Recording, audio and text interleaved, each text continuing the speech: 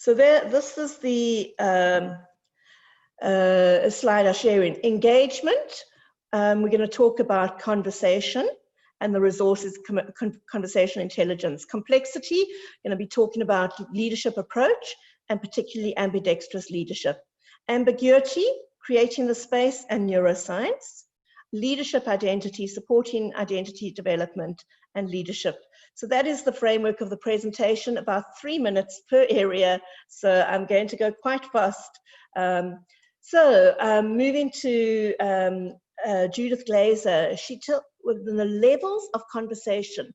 The first level we have is tell and ask. The second level that we have is advocate and inquire. I want to advocate a position. I am pro something and I'm telling you about it, and you are inquiring, tell me more about this. But I'm trying to influence you to my position. So we often, when we have a conversation, I am listening with the intent to respond to, not to respond to you, but to share my viewpoint. So the whole thing is I must influence you to believe what I believe. The last level is where we share and discover, and that is a very much an unknown, and it's transformational, and we influence through our energy shifting, where we say, I don't know, I wonder what we could do differently. I wonder how our leadership team could handle the impact of COVID-19. I don't advocate a way to do it. I don't tell you a way. We try and co-create. And if we want to get our people involved in leadership, we need to try and have engage people. We need to start to co-create our conversations. Complexity, I want to talk about ambidextrous leadership. Now, ambidextrous is just like what it means in terms of our hands. You know, if somebody's ambidextrous, it means they can use the left hand and the right hand. And ambidextrous leadership talks about how we have two behaviors, and they refer to them as opening and closing behaviors. And what we really need to do is to be able to use both. So if we looked, opening behaviors are things like, I encourage people to do things differently, to experiment. I want you to be independent. I ask you to challenge the status quo. I ask you to be expansive. I'm generally looking at long term. Saying, where could we go? We're dreaming. And that is on the one hand. And if you look at what's happening, and let's take a university where we're based at the moment, what will happen in higher education in the future? And we need to dream, and we need to think, what if we did more online education? What if we had blended learning models? What if we were able to do global education in a really wonderful way? And so this is expansive behavior. But at the same time, we've got daily realities. How are we going to meet costs this month? How are we going to get our students on board in September? So we have to be very specific and close. And ambidextrous leadership talks about being able to move between the left hand and the right hand simultaneously. So really important process to do that. So that's how we work with complexity, is holding two things at the same time. Now, ambiguity is that when we don't know. And what happens is when we don't know is we become incredibly stressed. And I want to just share that stress impairs our cognitive ability. We cannot think when we are stressed. It is not that I say this, it is actually that the brain, the prefrontal cortex, stops working when we are stressed. The neurons do not fire in our prefrontal cortex. So we are unable to think. And the more we can't think, the more we get stressed. So one of the key things of leadership is to create a safe space. And I just want to talk a little bit about neuroscience here. And I'm not going to go into too much detail, but when we're stressed, we are in the sympathetic nervous system. A whole lot of things get activated in terms of chemicals, blood pressure increases, etc. But this is the most important thing. Our brain loses the capacity to learn. We cannot learn when we are anxious.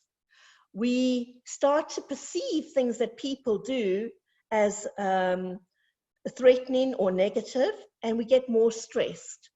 And what happens is that our immune system actually starts to crash, and our older neurons get overstimulated, and we start to think like we've always thought. So the very time when we want people to be creative and think differently, we actually not letting them think differently because they're anxious. And sacrifice unchecked will lead to less effective leadership and dissonance, even when intentions are good, and even if we're capable of resonant leadership. So what you want to do is you want to get the parasympathetic nervous system triggered. And the parasympathetic nervous system actually gets us feeling hopeful, gets us being optimistic. The parasympathetic system will get us feeling excited and looking forward to the future. So what we have to do is, one, attend to ourselves. If we don't nurture ourselves and don't take care, we'll not be able to be great leaders. Also, it's a very interesting thing is when we show empathy to others, when I want to understand you or care, I will trigger my parasympathetic nervous system. So just looking briefly, what are the parasympathetic nervous system attractors and the sympathetic? I always get confused because sympathetic sounds nice, but actually sympathetic is really the negative nervous system. Parasympathetic is the positive one. So if we want to trigger a positive parasympathetic nervous system, when the hormones are flowing well, the chemicals are in, and we are thinking, we as leaders need to get people to focus on their strengths. We need to get them to focus on the future. We need to get them to focus on optimism, possibilities. Because if we get them to focus on fear and the problems we have, we are going to get the sympathetic nervous system triggered, and people are going to be unable to talk, unable to think.